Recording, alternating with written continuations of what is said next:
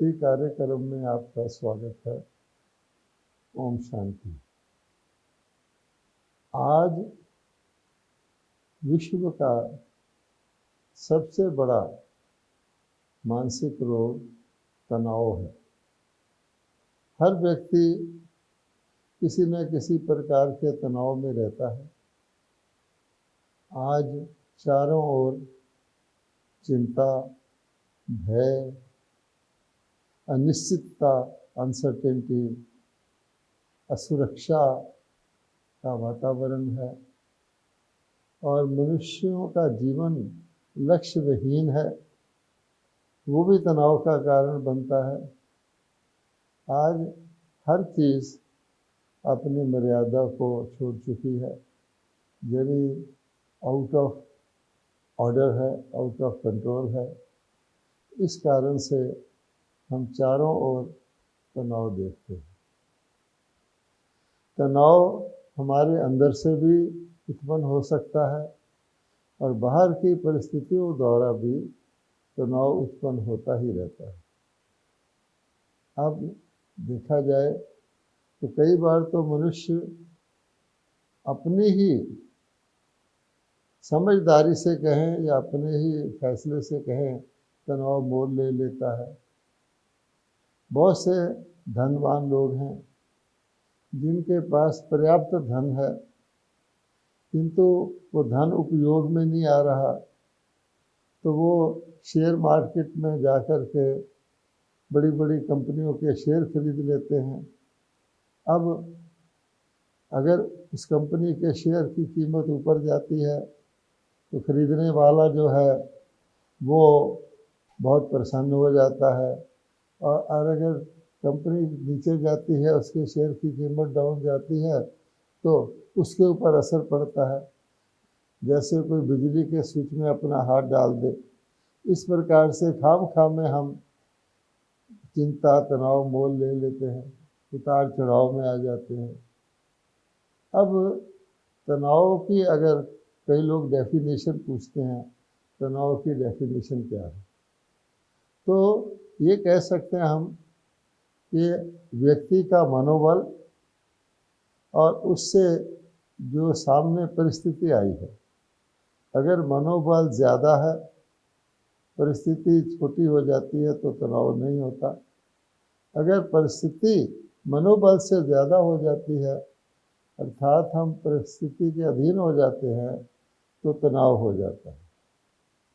वास्तव में मानव का जीवन तो धैर्यता, गंभीरता, नम्रता, मधुरता युक्त होना चाहिए, परंतु इस तनाव के कारण से ये सारे गुण आज मनुष्य उसको चेज़ करता है, पाने की कोशिश करता है, नहीं रहते। इस कारण से हम देखते हैं कि चारों ओर सुख तो दूर की बात है, शांति भी मनुष्य को, सच्ची अंदर की शांति भी दुर्लभ हो गई है। अच्छा, अब कई लोगों की मान्यता है, दुनिया के अंदर बहुत सारे लोगों ने तनाव पर रिसर्च किया है, तो कई तो ये मानने लगे हैं कि थोड़ा सा तनाव अच्छा होता है। अगर व्यक्ति को थोड़ा सा तनाव रहता है तो अच्छा काम करता है, ऐसे मानने लगे हैं कि कोई किसी न किसी तरह का प्रेशर उसके ऊपर रहे तो उसका काम में मन लगा रहता है और इधर उधर वो जाता नहीं है। लेकिन हमें देखना है कि क्या सचमुच थोड़ा सा तनाव हर काम में होना अच्छा है या आवश्यक है। क्योंकि कोई चीज़ बीमारी है, बीमारी तो बीमारी होती है। अब कोई कहे थोड़ी सी बीमारी अच्छी है, तो ये अवश्य है कि थोड़ी बीमारी का थोड़ा दुख होता है, थोड़ी हानि होती है उससे शरीर को। लेकिन जब हम तनाव को कहते हैं कि अच्छी चीज़ नहीं है, जैसे व्यक्ति का बॉडी का टेम्परेचर होता है, तो कोई कहे कि नॉर्मल से थोड़ा सा ऊपर टेम्परेचर रहेगा तो व्यक्ति जो है उमंग उत्साह में रहेगा, अच्छा काम करेगा, आलस में नहीं आएगा। परंतु वास्तव में तो टेम्परेचर नॉर्मल रहना ही ठीक है। व्यक्ति को अच्छा काम करने के लिए तनाव की क्यों ज़रूरत पड़नी चाहिए? जैसे हम कहते हैं, धैर्यता एक बहुत बड़ा गुण है। धैर्यता का मतलब होता है कि कुछ भी हो, हमें अपना धैर्य नहीं खोना चाहिए, जिसको पेशेंस कहते हैं। आज मनुष्यों में धैर्यता है ही नहीं है, और जो उसका जाता है जल्दी करना, हर चीज़ को मनुष्य जल्दी से करना चाहता है। तो कहा जाता है हरी मेक्स करी, या हरी से वरी पैदा होती है। तो धैर्यता तो बहुत बड़ा गुण है। तो अगर हम कहें कि थोड़ा सा तनाव होना चाहिए, तो पहली कैजुअलिटी है वो तो धैर्यता की होती है। एक बात कभी कभी सुनने में आती है कि आज किसी भी मनुष्य में धैर्यता नहीं है, वो हर बात में जल्दी करता है। एक व्यक्ति था, उसको बहुत अधीर हो जाता था, तो किसी ने कहा तू भगवान को याद कर, अपना मन भगवान में लगा, अधीर होना अच्छा नहीं है। तो बैठ गया परमात्मा को याद करने में, तो कहता है, oh God give me patience but please hurry up. हे भगवान, मुझे धैर्यता प्रदान करो, लेकिन जल्दी से करो। तो ये आज के मानव की हालत है। इसलिए देखना है कि अगर तनाव है तो थोड़ा है तो थोड़ा नुकसान है। तनाव के लिए घर तो बन जाता है मन के अंदर, अगर थोड़ा सा घर बन जाता है तो तनाव फिर बढ़ने की संभावना रहती है। जैसे कहीं खड्डा हो जाए तो पानी बहाओगे तो पहले तो उस खड्डे में ज़रूर जाएगा। इसलिए अब तनाव की भी दो बात सिचुएशंस होती हैं। एक कहा जाता है स्ट्रेस प्रिवेंशन, कि तनाव हो ही ना, तनाव से हमें बचाव करना चाहिए। एक होता है स्ट्रेस रिमूवल, कि तनाव हो जाए और हम उनको किस विधि से शीघ्र दूर करें। तो कहा जाता है prevention is better than cure. इसलिए हमें इस प्रकार की विधि अपनानी चाहिए कि हमें तनाव हो ही ना। जैसे कोई समुंदर को आग नहीं लगा सकता, कितनी भी आग जला लो, समुंदर से आग बुझेगी, ना कि समुंदर आग पकड़ेगा। इसी प्रकार व्यक्ति अपनी मनोस्थिति को इतना शांत, इतना शीतल बना सकता है जिससे उसके अंदर तनाव पैदा ही ना हो। आप कहेंगे कि आज की दुनिया में तो ये संभव ही नहीं है, ऐसा हो ही नहीं सकता कि व्यक्ति को तनाव ना हो। ये बात सही है, लेकिन ये आज की हमारी बिगड़ी हुई हालत है, बिगड़ी हुई स्टेज है। जो असली अवस्था स्थिति मानव की है वो तो शांति की है, धैर्यता की है, संतोष की है।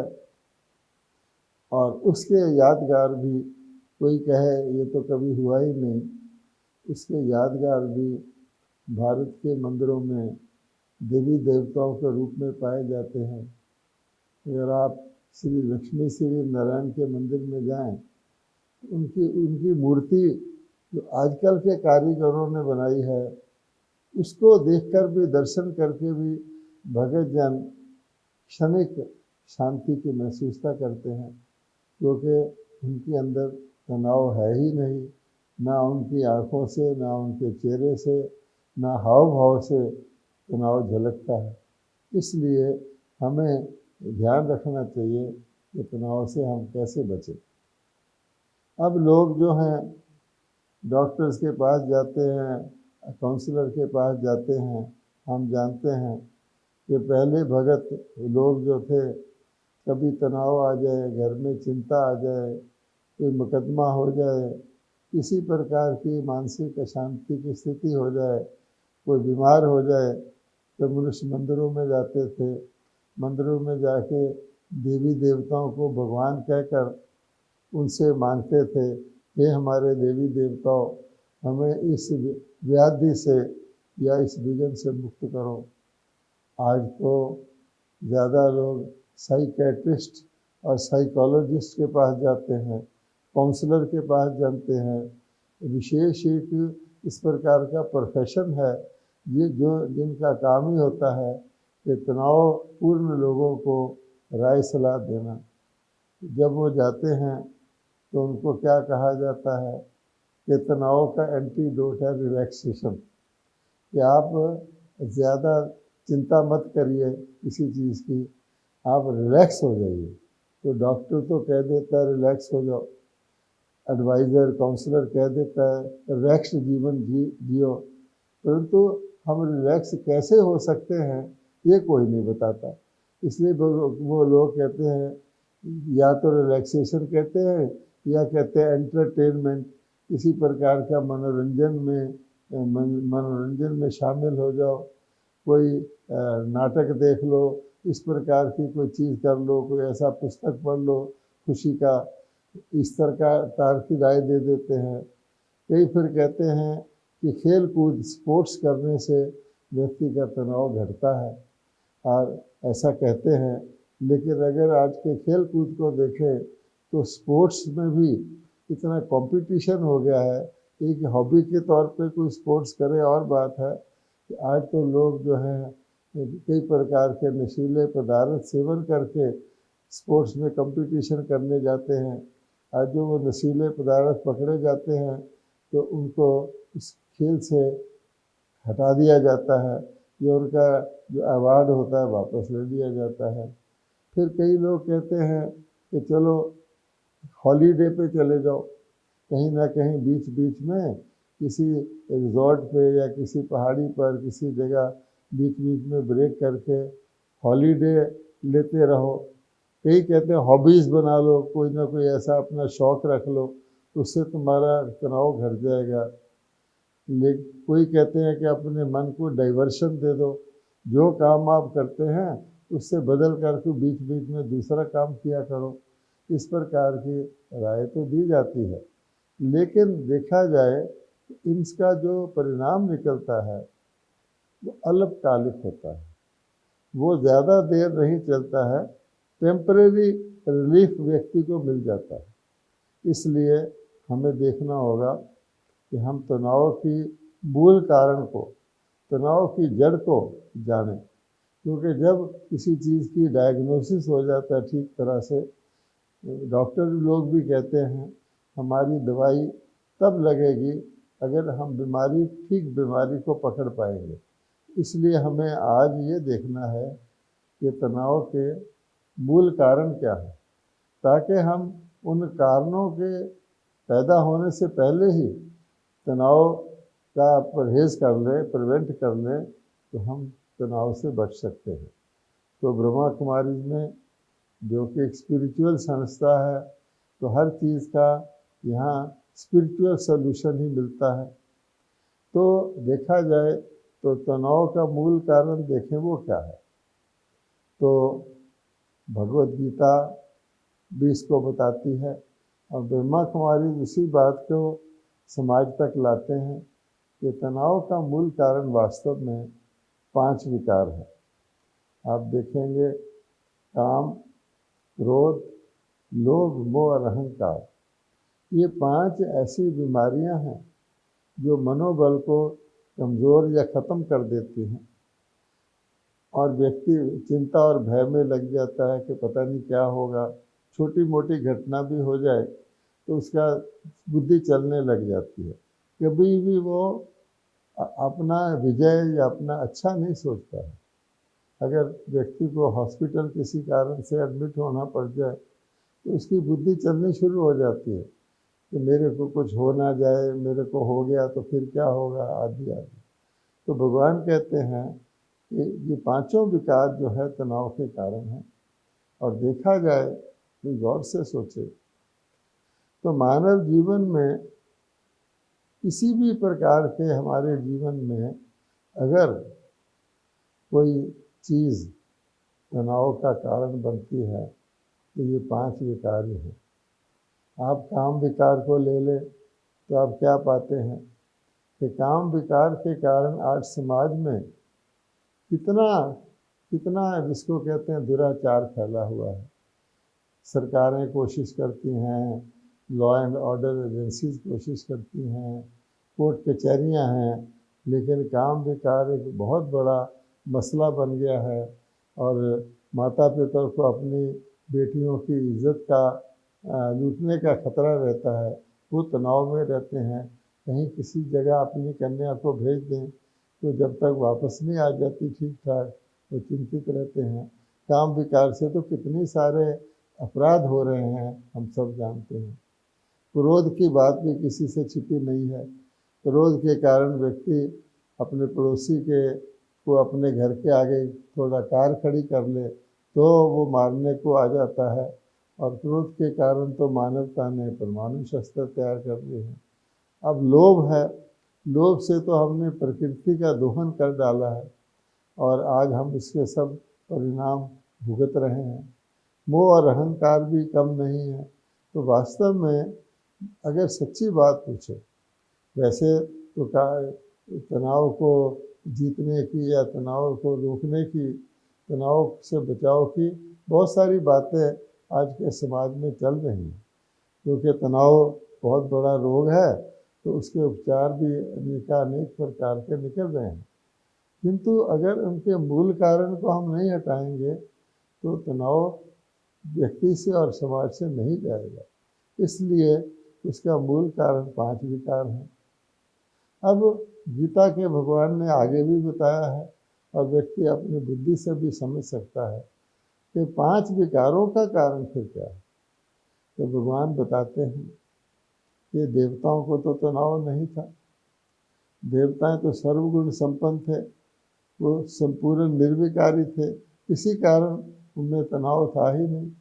उनका जीवन तो खुशी और सुख से भरा हुआ था।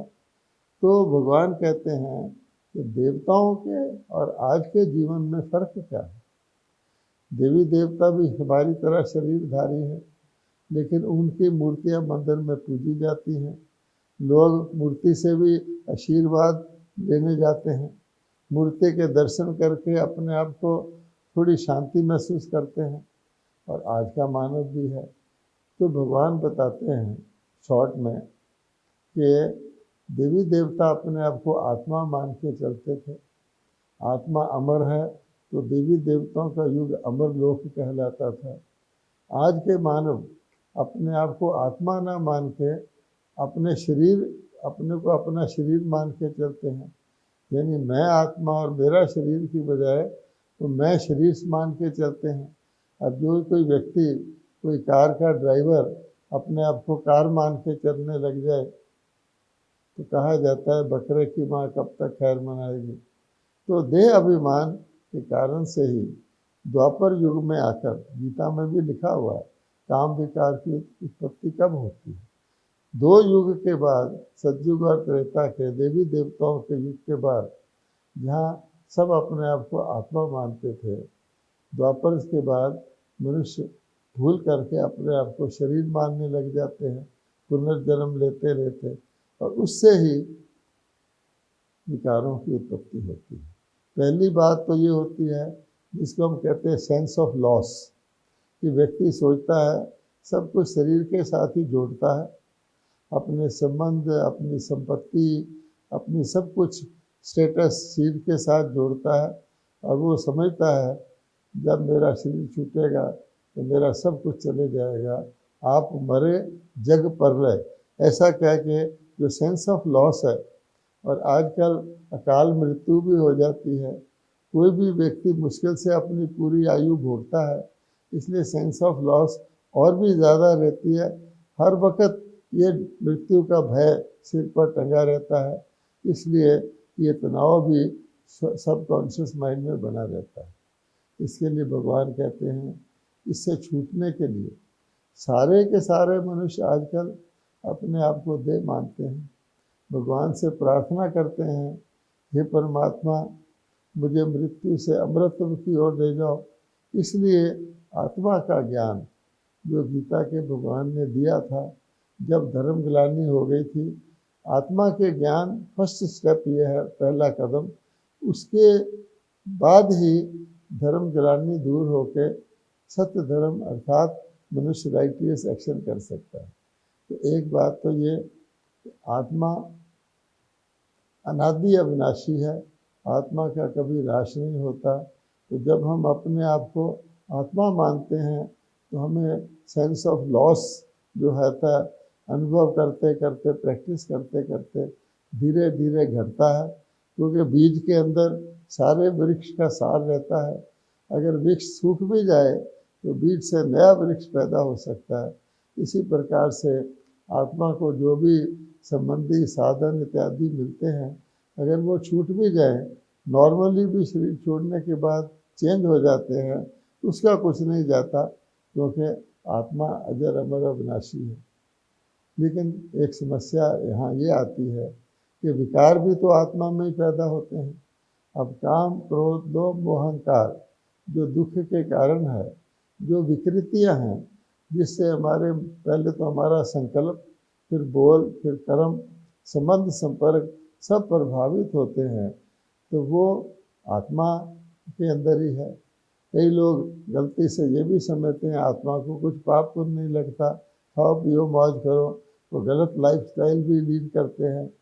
लेकिन हम जानते हैं कि हम आत्मा के कारण साथ ही महात्मा कहते हैं, किसी को देव आत्मा कहते हैं, किसी को पुण्य आत्मा कहते हैं, किसी को दुष्ट आत्मा कहते हैं, पाप आत्मा कहते हैं। तो भगवान बताते हैं ये विकार आत्मा के अंदर ही रहते हैं। अब ये विकार ही वास्तव में हिंसा है। लोग हिंसा ज़्यादा से ज़्यादा ये समझते हैं किसी का दिल दुखाना बहुत बड़ी हिंसा है, लेकिन भगवान बताते हैं कि ये काम, क्रोध, लोभ, मोह, अहंकार हर एक विकार हिंसा है। क्रोध कम हिंसा नहीं है, अभिमान कम हिंसा नहीं है, लोभ भी एक प्रकार की हिंसा है। इसलिए भगवान कहते हैं कि ये हिंसा और इसके साथ क्राइम यानी अपराध, तो जो व्यक्ति विकारी होगा वो अपराध भी करेगा। तो हिंसा और अपराध जा नहीं सकते मानव समाज से जब तक कि वो अपने आप को पवित्र आत्मा ना बनाए।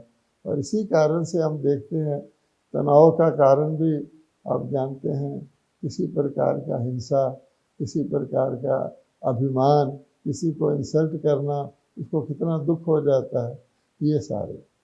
तो एसेंस में हम ये कहेंगे कि मनुष्य पतित है तो तनाव है, पावन है तो तनाव मुक्त है। पतित मैंने जिसमें 5 विकार हैं। इसलिए भगवान कहते हैं मैं तो सर्व आत्माओं का पिता हूँ। मैं कोई एक एक आत्मा के अंदर से तनाव नहीं निकालता हूँ।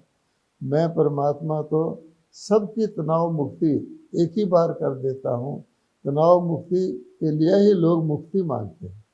जब लोग मुक्ति मांगते हैं तो जन्म मरण से मुक्ति नहीं मांगते हैं। अगर सुखी जीवन हो, देवताई जीवन हो, सतयुगी जीवन हो, स्वर्ग जैसा जीवन हो, तो कोई वहाँ से मुक्ति नहीं मांगता, दुख से मुक्ति मांगते हैं। और तनाव तो लगातार का दुख है, ये ताजीवन वो दुख है। व्यक्ति चलते फिरते, खाते पीते, सोते जागते तनाव में है तो दुखी है। इसलिए भगवान कहते हैं कि तनाव मुक्ति वास्तविक तौर पर टेम्परेरी नहीं। टेम्परेरी तो लोग स्लीपिंग पिल खा के भी थोड़ी देर के लिए तनाव मुक्ति कर लेते हैं, लेकिन उसके बाद क्या। इसलिए भगवान कहते हैं कि मेरा नाम ही पतित पावन है, मैं ही सर्वशक्तिवान हूँ। और मैं अवतरित होकर के जब सारी दुनिया में तनाव फैल जाता है, तमो प्रधानता फैल जाती है तनाव के कारण, तमो प्रधानता से तनाव और भी बढ़ता जाता है, उस समय परमात्मा कहते हैं मैं अवतरित होकर के आत्माओं को आत्मा का ज्ञान देता हूँ, उनको तनाव के कारण बताता हूँ, बेअभिमान है। और उनको याद की यात्रा, जिसको लोग योग भी कहते हैं, अपने साथ कनेक्ट करके उनका मनोबल भरता हूँ दोबारा से। इससे इसकी धारणा से तनाव मुक्ति विश्व में होती है। यानी गॉड्स लव एंड पावर्स, परमात्मा प्रेम और परमात्मा की सर्व शक्तियाँ ये विश्व में तनाव मुक्ति लाती हैं। और खुशी की बात यह है वर्तमान समय वो समय आ गया है जब तनाव मुक्ति परमात्मा धरती पर ला रहे हैं। एक तरफ हम तनाव देख रहे हैं, दूसरी तरफ परमात्मा गीता का भगवान गुप्त रूप में अवतरित होकर सभी आत्माओं को तनाव मुक्ति अर्थात शरीरों से भी मुक्ति प्रदान करने वाले हैं। इसके लिए अधिक जानकारी के लिए आप अपने निकटवर्ती ब्रह्मा कुमारी ईश्वरी विश्वविद्यालय से संपर्क करें। ओम शांति।